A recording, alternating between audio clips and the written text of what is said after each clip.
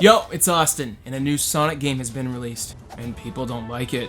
It's the end of the world. Close your shutters, everybody. Wrap things up, wrap things up. Shadow's coming. It'll be a date to die for. Hey!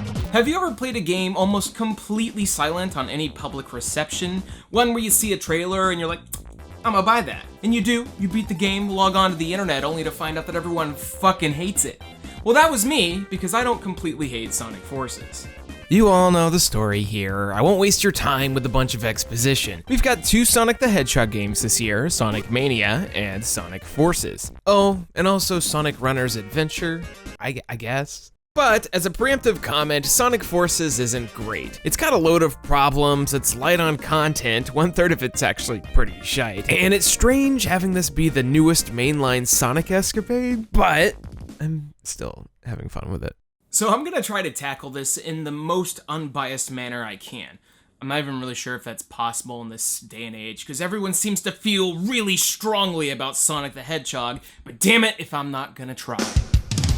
So I figured that it would be smart to preface my look at Sonic Forces with a 1 to 3 word review for every 3D and modern Sonic game, so you can know where I stand coming into this. Sonic Adventure, aged poorly. Sonic Adventure 2, it's fun. Sonic Heroes, didn't play it. Shadow the Hedgehog, worst Sonic game. Sonic 06, bad guilty pleasure. Secret Rings, stop. Sonic Unleashed, better than expected. Black Knight, LOL. Sonic Colors seemed okay. Sonic Generations, almost perfect. Lost World, didn't play. Sonic Boom, underrated masterpiece. All that being said, you can kind of consider me somewhat of a casual Sonic fan. With the exception of Shadow, Boom, and 06, I wouldn't call any of these games monstrosities cursed to mankind by the source of true evil. It's pretty funny, actually. I thought everyone loved Sonic Adventure 2 until I got on YouTube for the first time and was told how wrong and moronic I was. He says, with hundreds of hours spent across 3 different platforms. Go figure. So then, Sonic Forces. What do we have here?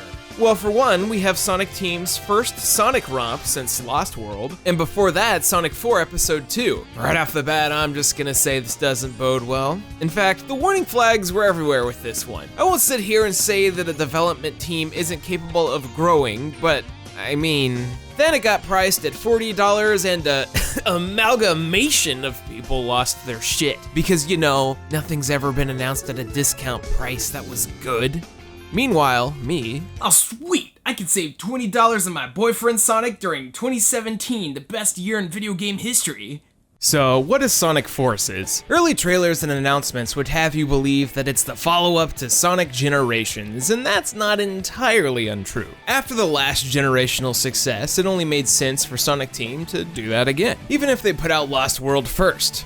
Fucking weirdos. But hey, I mean, it's kind of like the follow-up to Generations, even if we got Green Hill and Chemical Plant Zone again, at least with different music this time. So on top of classic and modern Sonic, we got the avatars, the quintessential new feature to Sonic Forces and the entire franchise. Also the best thing Sonic Team has done since Puyo Puyo Tetris, or Phantasy Star Online. I really like PSO. Forces serves as a direct sequel to Sonic Mania, I guess, and the second half of the Blue Blur's 25th anniversary party. But man, these games are so different. You might have already seen my video praising Sonic Mania. It's absolutely fantastic, and I could recommend it without a second thought. Forces, on the other hand, I like it. So let's talk about what works, what doesn't work, what's great, what's fucking awful. And we're gonna be starting here by talking about the story concept, which I actually found to be really unique. But be warned, there's gonna be spoilers. You've been warned, I did the thing. Let's go. Eggman is mad. Like, real fucking mad. He lost against Sonic for 25 years over and over now. I mean, anyone would be pissed. Abridging it, he finds the Phantom Ruby, yes, the same one from Sonic Mania, not the Time Stone that I said like a dummy, and empowers a thing called Infinite. There's a comic and free DLC with Shadow that covers this, but basically, Infinite is a jackal who dissented from the Jackal forces, and honestly, I don't care. It's fine. What's important here is that Sonic loses and Eggman takes over the fucking world. Sonic getting kidnapped or arrested isn't like a new thing in the series, but I think Sonic being tortured is. Sonic is gone, Amy, and Tails has just lost it. Dude, what the fuck? Despair is a luxury we don't have. I'm actually a fan of this dark dystopian approach to Sonic the Hedgehog. I'm not gonna sit here and say that Sonic's ever been a franchise of Homerian eloquence and verbosity, but this certainly beats bestiality, just a little bit. Well, she's a fake. So here's where the Avatar comes in. There's 6 months where Ser Robotnik and Infinite basically have control over the entire world. Everyone's dying, apparently, according to Knuckles and Espio and whoever. All these animals have forces and you're one of the survivors of your race. That's really intense. So this is where you come in. With Sonic out of play, someone's gotta save the world, and well, it's not gonna be you, it's gonna be Sonic. Sorry, the Avatar's just the catalyst to free Sonic, but that's okay, whatever, wasted opportunity, son of a bitch! No, of course not. You hate fun. Whoa. And that's our setup. Eggman went freaking hard for once. Correct me if I'm wrong, but I don't recall Eggman ever like taking over the actual world for a period of time. Sure, he torches a town, but never like fucking Eggman genocide. That's wild! Oh, and also Classic Sonic's here. They kind of shoehorn him in via the ending of Sonic Mania, where he kind of just ploops into existence in front of like this crazy upset Tails. He doesn't add anything to the story and Forces knows it. It's been generations since I seen you. You okay? Okay, that was a good line though. I like that. Forces has a lot of weird and goofy moments that do generate some laughs, but it seems kind of strange considering the more dire nature of the story here. Oh well. But what would Sonic be without its signature blazing fast gameplay? It might be this, the time with you. Forces, of course, brings the speed.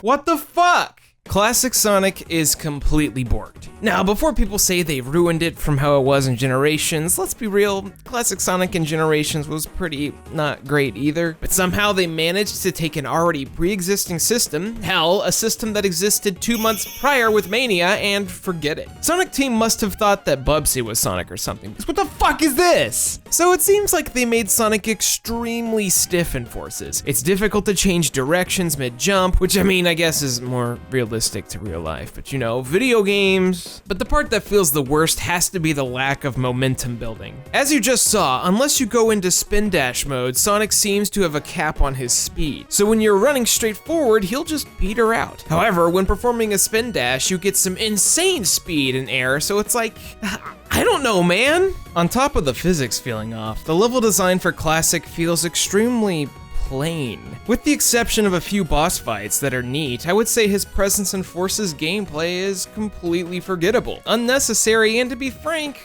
a bit of a waste. Thankfully, that's not all we got here though. Also returning to Forces is the fast-moving, hold boost to win gameplay formula that Sonic has used for a good while now. I don't have too much to say about this except if you didn't like this before, you will not like this now. I can't stress this enough. I would say the core modern Sonic formula hasn't really changed since Unleashed, so if you weren't into that, you might as well steer away. Especially because to an extent, those games did it better. Next up, we have the Avatar levels. Oh boy, this is the good shit right here. Not only is the customization like way too vast, you have all these different animal types that you can be with different abilities. I picked a bird because I got a double jump out of it. I mean, it's not a great double jump, but it's there. For Avatar levels, you take your character out with a Whizpon. Yeah, that's not a typo, just kind of dumb. You can run, not quite as fast as Sonic. You can also hit R2 to use whatever Whizpon you pick, be it a flamethrower, a lightning whip, a wind cannon, whatever. There's 7 different types of them, which makes tackling each level different. On top of that, you can pick up wisps to activate the secondary feature of each Whizpon. That's like floating, making cubes, jet boosts, light speed dash. This is actually really cool for replaying levels because you'll find completely different routes with them. And lastly, you have duo levels with Sonic and the Avatar character. This pretty much combines the abilities of both for some interesting platforming situations. But you also get these ridiculous hoobastank-ass double boost sections that generally play themselves, but also are hype as fuck when they happen because it's like, yeah, it's mashing time! And then the song kicks in and it's all like, Together we can oh, fuck yeah! All of this is a recipe for a really cool Sonic game. It's a huge shame that it's way too short, it's way too easy, and just a little too much of the jank. The jankies. I beat Sonic Forces in about 5 hours. leisurely while replaying levels. That's pretty freaking short. I would say that Sonic Generations is about as short, but only because it forces you to play the side missions and stuff. I'm not really one to bitch about length, especially in a game that clearly wants you to replay it for speedrunning stuff, but damn, I could have used a bit more of a stuff? Hold boost to win isn't entirely untrue here. There are big segments of levels that are designed to have you just fucking run through without much of a challenge. Usually in these sections there are no collectible items, alternate paths are a rarity. It makes things feel kind of empty. These parts are okay for little sections and bigger levels as they can be really exciting in a spectacle sense. But when it's 20 seconds of a level beaten in a minute 30, it feels like Sonic Team kind of forgot how to design a level. But speaking of spectacle, Sonic Team really went nuts with the design of each world. While there aren't a ton of actual worlds, each one has a really strong style to it that stands out. The desecrated city is getting wrecked by massive robots and the destruction continues far into the background. Green Hill Zone starts out all grassy before showing signs of wear. Sonic even remarks, Green Hill's looking a lot more like Sand Hill right now. "Oh, Sonic." The Metropolis area is vast, dude. It's wide as fuck, it's big as fuck, it's impressive. There was so much time spent hand designing all of these levels, and I was super into slowing down and smelling the roses around me. The set pieces are huge and pretty, but it doesn't matter because you're gonna fly straight the fuck through it. So all of this kind of just feels like wasted effort. This brings modern Sonic gameplay into a style over substance kind of realm. I personally don't have that big of an issue with this, as I've always enjoyed mindlessly trying to top my previous scores in times a la Dynasty Warriors or something. But Forces doesn't do this as well as Generations, or hell, Unleashed to an extent. I mean, that's just what's gonna happen when on your first time through a level you can plow through in under 2 minutes. While some levels stand out, a lot of them blend together when you can subconsciously tackle them. So that brings me to my hypothesis. Yes, a hypothesis. And that is, I don't think they should make 3D Sonic anymore. Sega doesn't know what the fans want. The fans don't know what they want. Sonic doesn't know what he wants, man. He hangs around a fucking 8-year-old all the time. That's no good.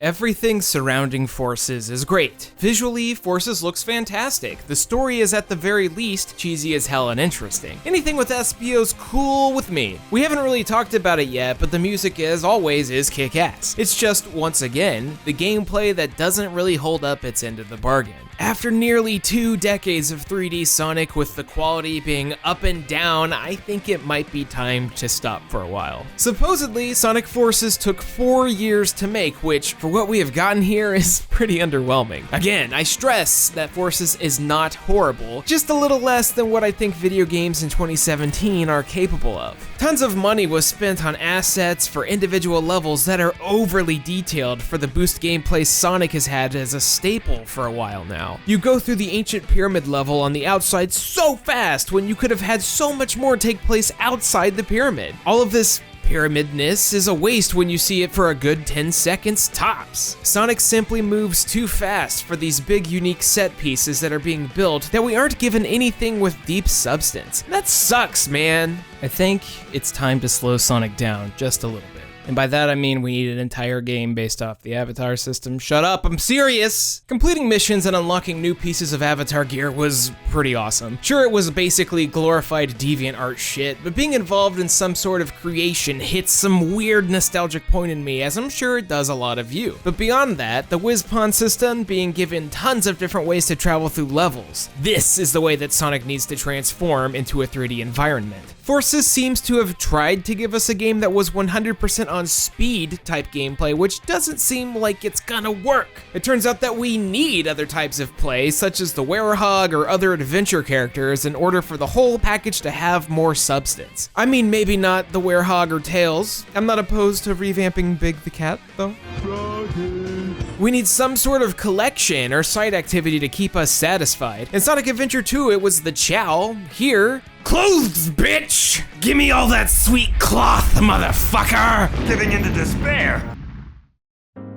Despite all my bitching, I still find myself enjoying Sonic Forces in like a weird, sick kind of way. It's definitely not excellent, and one I can't really recommend even at its discounted price. But as someone who enjoys the boost-style Sonic games in the same way you'd play Muso games, it's something I can see myself booting up from time to time. Maybe it'll get the Final Fantasy 15 treatment of having shit fixed over time, but seriously doubt that. At the very, very least, download Sonic Forces soundtrack. I won't sit here and say that it's soundtrack of the year or anything, but damn, it has some cheesy bangers. And that's just Sonic Forces in a nutshell. It's a dumb, janky, cheesy romp. Some of it's broken, some of it's hella fun, but all of it is definitely the newest Sonic Team game. If there's one thing that touched me a bit, it was the ending. It doesn't belong in Sonic Forces, especially because it fits really thematically with the one Hooba Stanky song. It's really cheesy, but it still made me vaguely emo. Shut up. I don't like this, shut up.